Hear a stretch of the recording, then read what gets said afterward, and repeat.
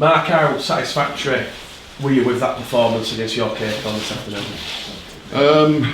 Yeah, performance-wise, I think it was a scrappy game. I think it was a slow game on a real heavy pitch. So performance-wise, I think there's lots we can be better at. I'm more happy and delighted about the fact that we're in the next round of the Challenge Cup. Just on the pitch itself, are you happy that the game went ahead? Yeah, and I've got to pay a special tribute to the hundreds of people that have volunteered to help move what in places a foot of snow off this field over the last 2 days. Our loud supporter base never ceases to amaze me, but some of the efforts that I've seen and heard about from some of our supporters as well as volunteers within the club has been absolutely tremendous, and on behalf of myself and all the playing staff, it's muchly appreciated. Just on that sort of call to arms from the club, does that kind of resonate with you and then the players in the dressing room, that they know that hundreds of volunteers have turned up this morning at 8 o'clock in sub-zero temperatures to get the game on? Yeah, we spoke about it before the game. Not just this morning, there was people here at 8 o'clock yesterday morning. People that didn't go home while 5, 6 o'clock last night, and they've worked absolutely tirelessly to get this game on today. No man or woman could have made that pitch any better than it was. It was heavy, but it's going to be after the weather it's had and the snow it's had. So, yeah, a big respect to everybody that contributed to that effort. It wasn't pretty out there, Matt. You've already alluded to that. How much of a factor what was the pitch in that, and how much of a factor is the pitch going to be when you do your post-match analysis?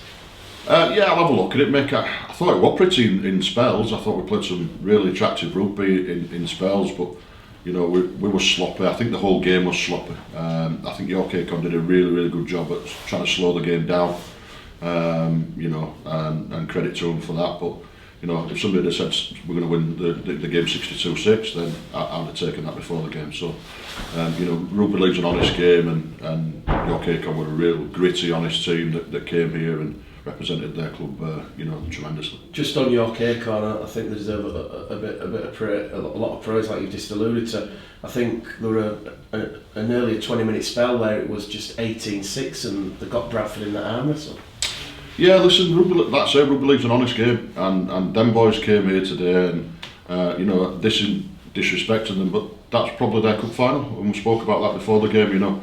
We've got aims and aspirations to go a long way in the competition, but this is probably their cup final, and there's some Bulls fans in there that will probably never get to play at this ground again against the players that they've played against. So, we've spoken all week about being honest and about being representing our club and the competition really well, and I thought our guys dug in and had a dig, but I just thought it was a scrappy game across the board. How pleased were you then after half time? I think it was the third try for Kieran Gill, like you said. It was summer weather rugby league passing, across the face of the post. You did try to turn it on and play. Yeah, listen, that's the way we are going to play this year, and it's not always going to be pretty. It's not always going to come off. But the ones that did come off, I thought was really, really good. We just spoke about being patient at half time and not chasing the edge and not chasing the scoreboard, which I think we're a little bit guilty of at times. When we went a little bit more direct with people like Evan Skuro, I thought were absolutely outstanding today. And it's really, really good to see him back in action after such a long layoff. But when we went direct and on the back of Evan punching holes in people, then it allowed us to play on the edge. So we spoke about that, and I think we was better at that in the second half than we were the first. On Evan Skuro, he come on after 20 odd minutes and he stayed on for the full game. How pleased are you with his contribution? Delighted, yeah. He's been a really, really good bloke and a really good pro in the time that he's had off. He's not whinged once, and he's been frustrated. I know he has, but I've spoken to him regular about it, and I thought we saw somewhere near the Evan Skuro that we all know and love today. I think he'll only get better on the back of that. But yeah, it was really, really pleasing to see him out there. How important is it? You've got Evan coming back, obviously, with the news. Brad England's going to have a bit of an extended stay on the sideline. Yeah. We were down to somewhere near the bare bones today. We lost 4 or 5 due to injury in the reserves game last week, who might have been in contention to make the debuts today. We had one debutant on the wing with Jaden Myers, But yeah, other than that, we had some knocks and some bruises that I didn't want to risk in this sort of game. So they're not long term by any stretch of the imagination. But some people had some bumps and bruises that they needed to put the feet up and sit out today. So we were somewhere near the bare bones.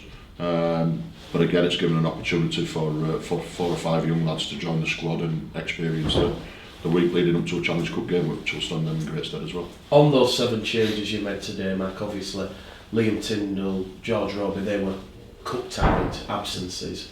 What's the latest with Jordan Lilly and Tom Holmes? Were they arrested as precaution? Can we expect them back next week? Yeah, both had bumps to the knees, different injuries, and again, if it had been a league game, we'd have probably got them out there today, or if it had been, a game that we needed to. But again, Miles Lawford's been really patient and waiting for his opportunity. So I had no hesitation in putting Miles in there.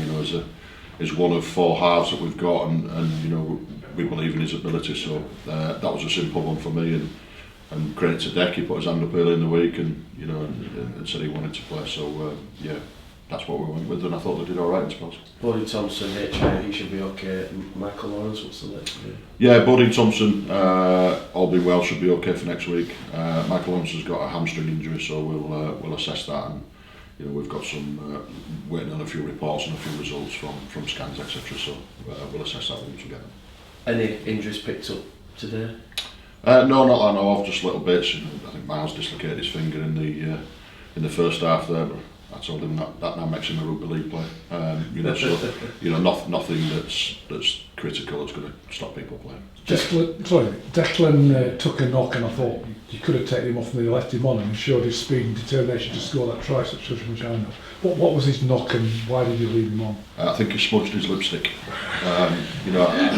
He twisted his ankle a bit, I think, and it was something and nothing. Deck will let people know when he's not right. I think he just needed to have a second and play the ball. So yeah, he was absolutely fine. And as we saw, when he run at the line later on in the game, there was a threat. So George Junior.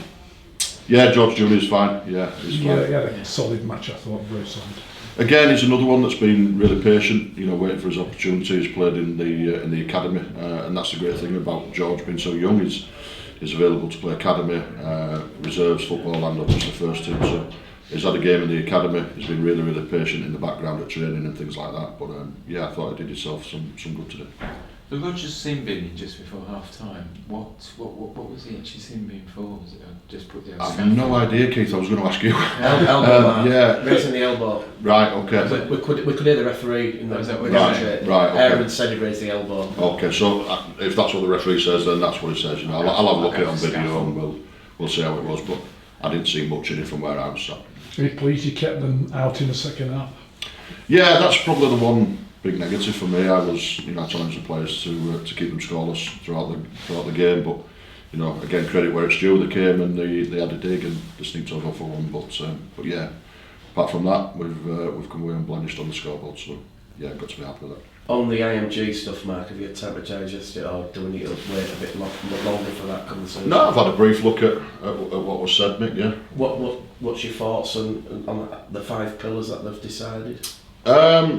My personal thoughts are that I think we need to stop ourselves getting head up in it too soon, because they are proposals. Nothing's been voted through yet. So all clubs will go away and do their due diligence, and there's always going to be an element of self-thought and self-interest for each club. Of course there is, but for me it's got to be the wider good of the game. So whatever's best for the wider game, then that's what we need to go down the track of. And just on the Challenge Cup, the draws on Wednesday. Featherstone have lost to Halifax. Keighley have just nudged ahead of Hunslet. Who would you like, or is there any preference? I'll take anybody at home. It's the old adage. Hopefully we can get a home tie. But yeah, there's still some quality teams in there. Halifax have done a great job today, by the sounds of it, beating Featherstone. But yeah, there's some quality rugby league teams left in there. So from a business point of view and a performance point of view, we'll take anybody down here odds.